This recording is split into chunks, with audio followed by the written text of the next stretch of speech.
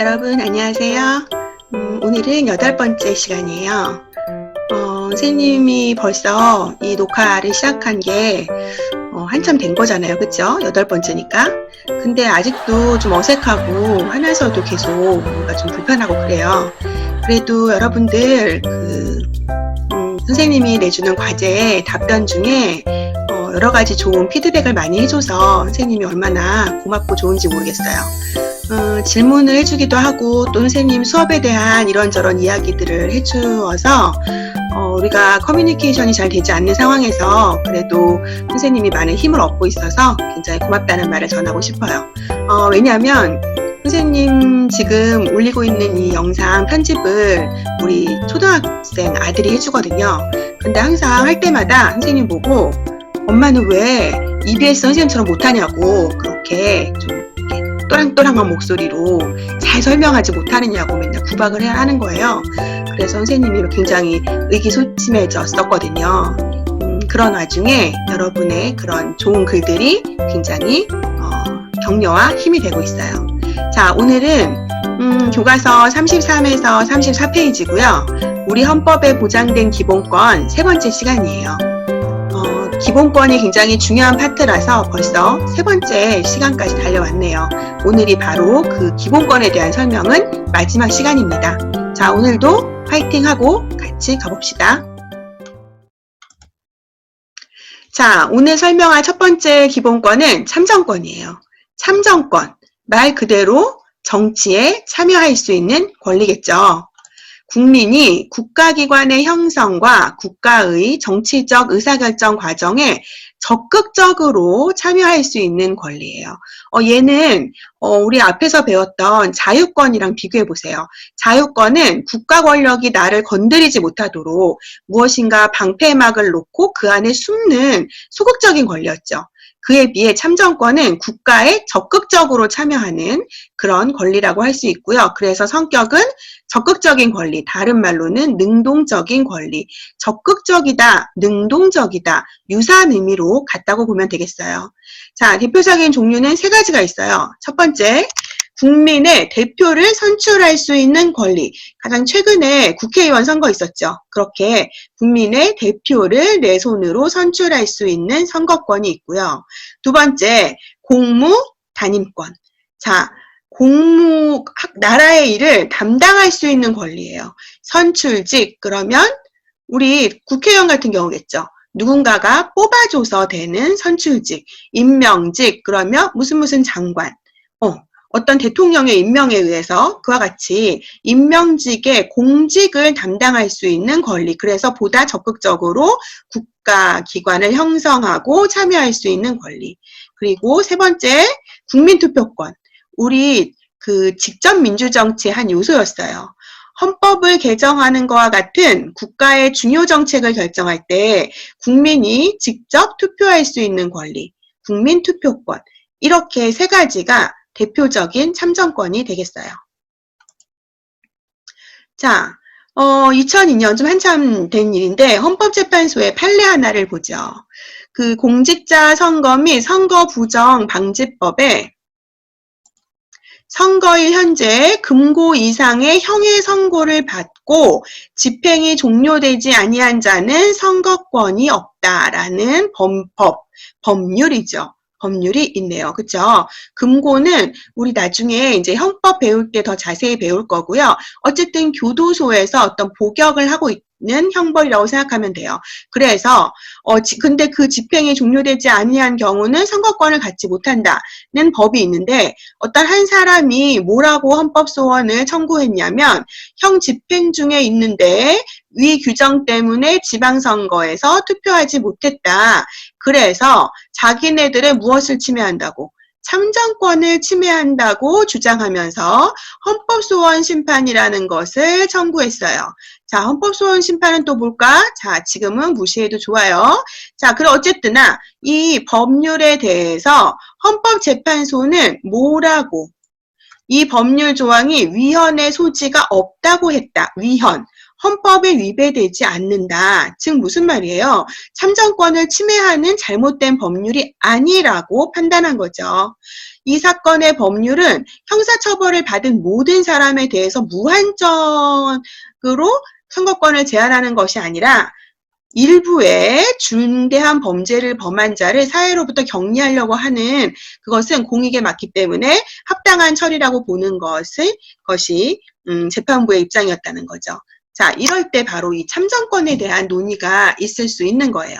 그쵸? 자, 다음으로 넘어갑시다.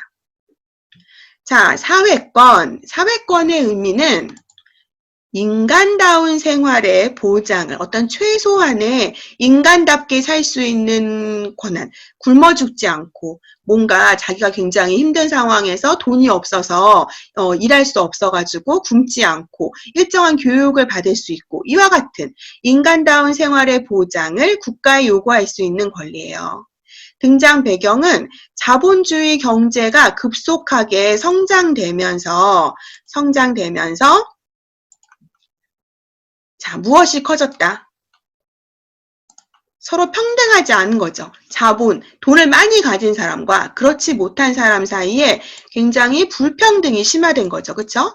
굉장히 평등하지 못한 상황이 발생을 했어. 자, 그래서 이와 같은 불평등의 심화를 어느 정도 조정하고 모든 사회 구성원이 최소한의 인간다운 생활을 보장받고 그럼으로써 실질적 평등, 모든 사람이 실질적으로 평등할 수 있는 그와 같은 것을 위해서 사회적 기본권을 강조하기 시작해요. 여기 나오는 이 사회적인 기본권은 사회권과 똑같은 뜻으로 보면 돼요. 선생님이 지난번에 그 복지국가에 대해 설명하면서 피자 얘기를 했었는데, 바로 이제 그거랑 관련되는 거죠. 그쵸? 복지국가가 등장하면서 그때 함께 대두된 현대적인 기본권이라고 할 수 있고요. 1919년 독일에서 사회권을 처음 규정했어요. 바이마르 헌법이라는 헌법을 통해서 사회권을 처음 규정했고요. 굉장히 현대적인 의미의 기본권이라고 할 수 있겠네요. 자, 사회권의 성격을 이렇게 정리해 봅시다. 자, 국가한테 무엇인가 이것도 요구하는 거죠. 내가 잘 살 수 있게 해달라. 내가 교육받을 수 있게 해달라. 내가 좋은 환경에 살 수 있게 해달라. 그래서 적극적인 권리고요. 그래서 얘를 우리 뭐라고 부르냐면 자유권에 대해서 기억날지 모르겠는데 자유권은 여러분 국가로부터의 자유였어요. 국가에게서 최대한 국가 권력, 국가 힘으로부터 벗어나고자 하는 권리였죠. 반면에 얘는 사회권은 국가가 어떤 국가의 도움을 통해서 국가의 재정의 지원을 받아서 내가 경제적인 자유를 누리고 내가 무엇인가를 할 수 있게 되는 거잖아요.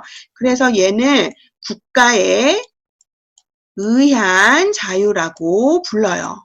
선생님, 여기에 자유권은 이건 자유권이 아닌데 왜 자유예요? 자, 얘는 하나의 얘에 대한 설명이에요. 사회권은 자유권과 비교했을 때 국가에 의한 도움을 받아서 그로부터 어떤 권리를 얻게 된다. 국가에 의한 자유는 사회권을 하나의 설명하는 표현이라고 생각하면 되고요. 이 자유는 그래서 자유권의 자유와는 약간 다른 권리라는 의미로 보면 되겠어요. 국가에 의해서 보장받는 권리라는 뜻이에요. 자, 조금 아까 말했듯이 바로 얘는 복지국가의 필수적인 기본권이고요. 가장 최근에 등장한 현대적인 권리예요.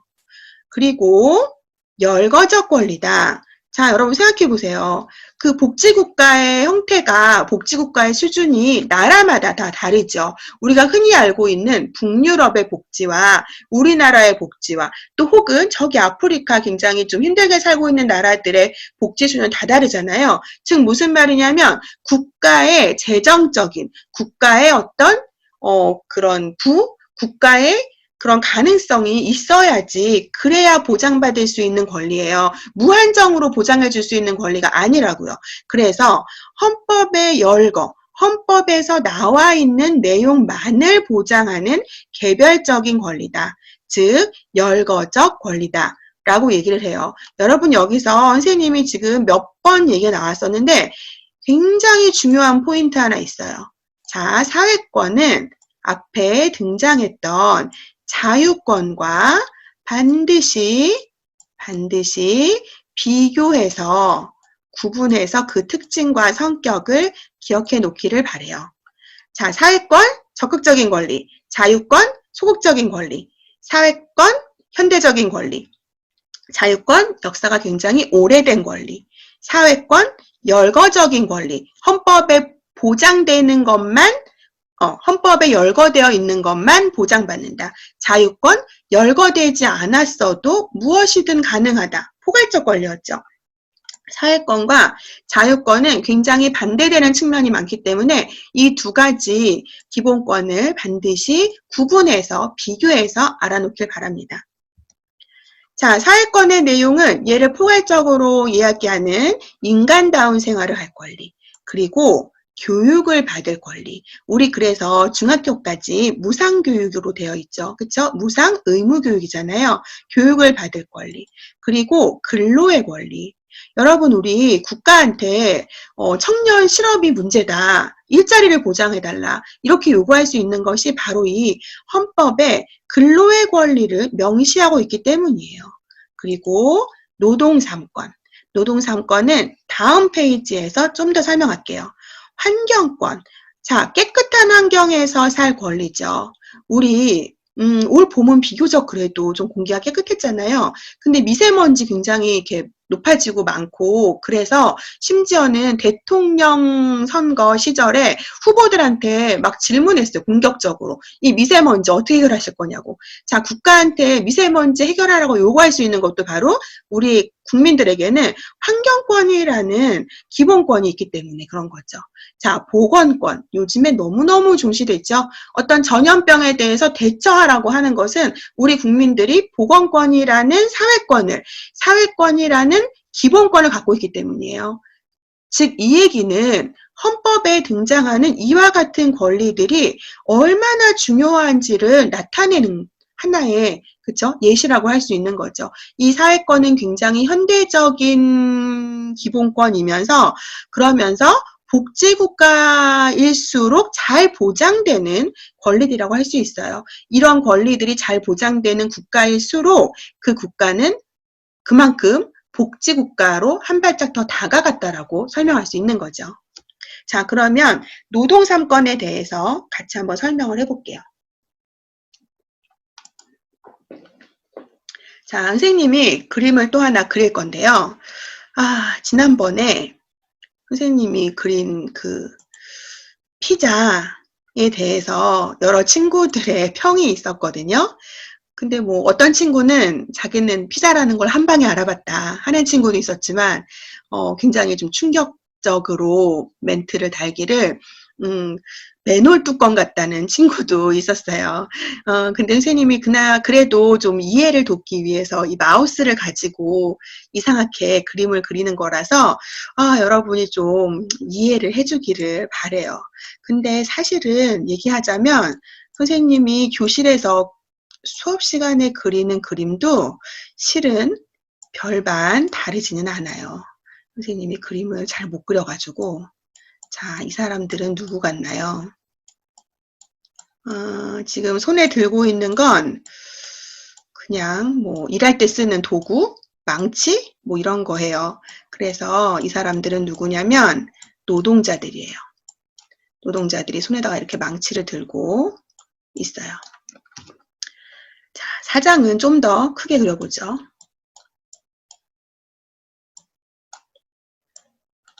아이고. 자, 사장은 손에 돈을 들고 있을까요? 자, 돈이에요. 자, 돈을 들고 있는 사장이 있어요. 자, 우리 일반적으로 알고 있죠. 사장에 비해서 노동자들은 1대1로 맞서기에는 힘이 너무 약하죠. 그래서 현대 사회에서는 이 노동자들에게 노동조합이라는 것을 만들어서 사장에게 대항할 수 있는 권리를 헌법에 보장하고 있는 거예요. 그게 바로 뭐냐면 단결권이에요. 노동자들이 단결해서 이렇게 맞서게 하는 거죠. 그러면은 조금 여러 사람이 모였으니까 이 사용자, 사장에게 이렇게 좀 뭔가 맞설 수 있는 정도의 힘이 있어 보이죠. 그쵸? 자, 그게 단결권. 노동 조합을 결성할 수 있는 권리예요. 자, 그 다음에 두 번째 단체 교섭권은 뭐냐면 앞에 아까 그 세 명, 뭐 여러 사람이라고 합시다. 이 노동자들이 이렇게 있었잖아요. 그쵸? 노동자들이 이렇게 있었는데 여러 노동자들 중에 대표를 뽑는 거예요. 그래서 이 대표가 그냥 한 개인이 아니라 노동자의 대표로 이렇게 사용자를 만나는 거예요. 그래서 우리 내년에 임금을 5% 올려주세요. 우리 휴게 시간을 보장해 주세요. 뭐 이렇게 어떤 요구사항을, 근로에 대한 요구사항을 단체로 하는 거죠. 단체 교섭권. 단체로 만나서 협상을 이끌어내서 이렇게 악수를 하고 좋습니다. 내년에 이렇게 합시다. 라고 할 때 자, 이것을 단체로 하는 것을 임금 협상 같은 것을 단체로 하는 것을 단체 교섭권이라고 불러요. 여기까지 됐죠? 자, 그런데 문제는 이 사장이, 이 사용자가 우리 지금 코로나 때문에 너무 힘들어가지고 내년에 절대로 임금 인상을 해줄 수 없어. 오히려 임금을 10% 삭감해야 될 것 같아. 하면서 뭔가 이렇게 해서 버티기에 들어가요. 그런데 노동자들이 보기에는 갈수록 경제 상황이 괜찮아지고 있고 올 연말까지 갔을 때 이 회사의 실적이 나쁘지 않을 것 같단 말이에요. 자, 그럴 때 그렇지만 사용자가 전혀 그것을 받아들여주지 않을 때 그럴 때 할 수 있는 게 그 다음 단계 넘어가서 단체 행동권이에요. 자, 단체 행동권은 이 노동자들이 대표적인 단체 행동권 일을 하지 않는 거죠. 일을 하지 않고요. 이렇게 팔을 들어야 되는데 자, 이렇게 같이 모여가지고 일을 하는 대신에 모여서 임금을 올려달라 이러면서 이제 시위를 하는 거죠. 이렇게 띠 하나씩 두르고서 이렇게 두르고 여기 이제 자기네들이 일하던 것들은 이렇게 다 옆에다 내팽개치고 이렇게 하는 거예요. 이게 뭐겠어요? 네, 그래요. 파업이에요. 자, 이와 같은 것이 단체 행동권이에요. 어느 정도는 좀 알겠죠? 그쵸? 단결권, 같이 조합을 만들고 단체로 협상을 하고 잘 되지 않을 때 파업과 같은 단체 행동을 할 수 있는 이 세 가지 권리를 우리는 묶어서 노동 세 가지 권리, 3권이라고 부르고요. 얘네들은 바로 앞에서 얘기했던 사회권의 한 종류예요. 이것도 자본주의 사회에서 불평등한 자본가와 노동자 사이의 불평등한 관계에 대해서 그것을 뭔가 보다 실질적인 평등으로 이끌어내기 위해서 그 뭔가 기울어진 것을 평등하게 만들기 위한 하나의 제도라고 할 수 있겠죠. 그렇죠? 노동 3권에 대한 이야기는 나중에 또 나올 기회가 있어요. 그러니까 오늘은 이 정도로 알아두면 되겠어요. 자, 다음으로 넘어갑시다. 자, 청구권이네요. 청구권은 국민이 국가에 대해서 적극적으로 무엇인가를 요구하는 거예요. 우선 첫 번째 두 가지인데 이제 한 가지는 국가에 대해서 무엇인가를 해달라고 요구하거나 혹은 내가 침해당한 우리 앞에서 배웠죠. 자유권, 참정권, 평등권 이런 어떠한 기본권을 무시당하거나 침범당했어요. 그럴 때 그것에 구제를 요청할 수 있는 권리예요. 여러분, 자, 무엇인가를 내가 요구하고 무엇인가를 적극적으로 해달라고 하는 거니까 당연히 얘는 적극적인 권리겠죠. 그쵸? 그리고 얘는 보면은 다른 기본권이 침해당했을 때 그것을 보장해달라고 할 수 있는, 즉, 다른 기본권에 대한 보장을 하기 위한 수단이 되는, 방법이 되는 권리예요. 다른 기본권 침해를 회복하기 위한 수단이 되는 권리. 그래서 그 도구가 되는 권리. 그래서 수단적 권리라고 해요. 청구권의 성격 두 가지. 이제까지 적극적인 권리는 여러 가지가 있었어요. 참정권도 그랬고요. 사회권도 그랬고요. 하지만 수단적인 권리인 것은 청구권 하나예요. 그렇죠? 수단적 권리는 청구권의 고유한 특성이에요. 자, 청구권의 종류 첫 번째. 국가기관에 자신의 의견이나 희망을 문서, 글로써 제출할 수 있는 권리. 이 청원권은 우리 정부, 새 정부 들어와서 굉장히 익숙해졌어요. 국민청원이라고 하죠. 그쵸? 다 아는 용어죠. 청와대에다가 국민청원을 올린다 이런 얘기 하죠. 그 청원권. 두 번째, 헌법과 법률이 정한 법관에 의하여 법률에 따라서 재판을 받을 수 있는 권리. 내가 어떤 사람한테 돈을 빌려줬는데 그 돈을 받지 못하고 있어요. 자, 나의 재산적인 부분이 침해된 거죠. 그쵸? 이럴 때 재판을 통해서 받을 수 있어요. 재판 청구권. 나의 어떤 권리가 침해되었을 때 그것을 회복하기 위한 재판을 받을 수 있는 권리. 재판 청구권. 세 번째, 국가 배상 청구권. 자, 배상이라고 되어 있어요. 그쵸? 배상. 국가 배상 청구권. 공무원이 직무상 어떤 불법 행위를 했거나 혹은 공공시설의 설치 또는 관리의 잘못으로 손해를 입었을 때 국가 또는 지방자치단체에 배상을 청구할 수 있는 권리. 자, 여러분, 여기서 공무원의 직무상 불법행위라는 것은 공무원이 무언가 법을 어겨서 막 잘못했다라는 그런 의미는 아니에요. 이 직무상 불법행위는 이를테면 본의 아니게예요. 뭐라고? 본의 아니게. 자, 한 가지 예를 들어보죠. 어떤 경찰관이 저기 이렇게 소매치기범을 쫓고 있어요. 자, 그러다가 이제 그 소매치기범을 쫓아가는 과정에서 잘못해가지고서 뭐 총을 쐈는데 예를 들면 지나가던 행인한테 살짝 스쳐가지고 약간 그 행인이 찰과상을 입었어요. 자, 이럴 때요. 공무원, 경찰관이니까 공무원이죠. 공무원이 다른 범인을 쫓다가 본의 아니게 다른 사람에게 손해를 입힌 거죠. 이럴 때 그 손해를 당한 사람은 국가에게 배상을 요청할 수 있다는 거죠. 그게 첫 번째 예시고요. 그 다음에 요 공공시설의 설치 또는 관리의 잘못은 다음 페이지에서 볼게요.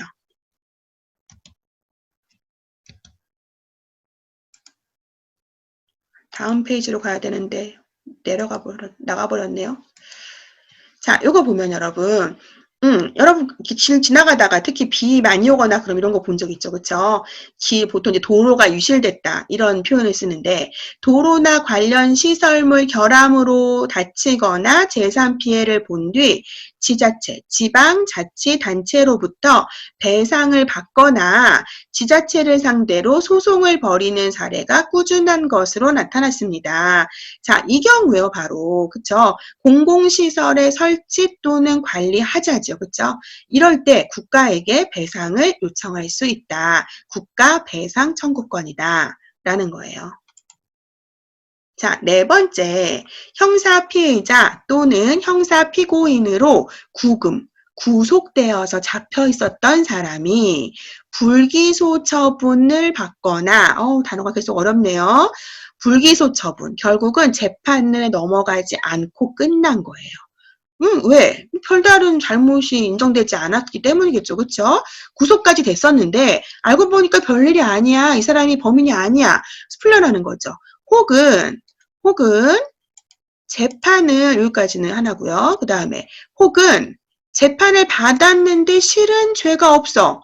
무죄 판결을 받은 경우. 와우, 이 사람 구속까지 돼가지고 재판까지 받았는데 풀려났어요. 사실 자기는 죄가 없었던 거야. 얼마나 억울하겠어요. 그쵸? 이럴 때 국가에 보상을 청구할 수 있는 권리. 이것을 우리는 형사보상 청구권이라고 해요. 형사적으로 보상을 청구할 수 있는 권리다. 라는 거예요.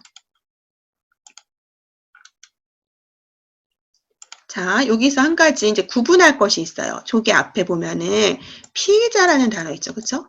피의자. 피의자라는 단어가 있고요. 우리 나중에 형법 배울 때 다시 또 한 번씩 반복이 돼요. 그러니까 지금 어렵다고 너무 걱정하지 않아도 돼요. 대표적으로 헌법재판소가 그렇거든요. 여러분들 참 질문 중에 교과서에 없는 내용은 어떡하나요? 라는 질문이 있었는데 선생님이 이야기해 주는 것을 이해하고 소화하는 것으로 충분해요, 여러분. 그러니까 주로 선생님의 이 파워포인트 강의를 집중해서 들으면 돼요. 그리고 또 하나는 우리가 출석해서 만난 다음에 총정리를 한번 해줄 생각이거든요. 이해가 안 되는 부분들을 너무 걱정하진 않았으면 좋겠어요. 자, 이 피해자와 피고인은 요 사이에 무엇이 들어가냐면은 요 사이에 형사 재판이 들어가요.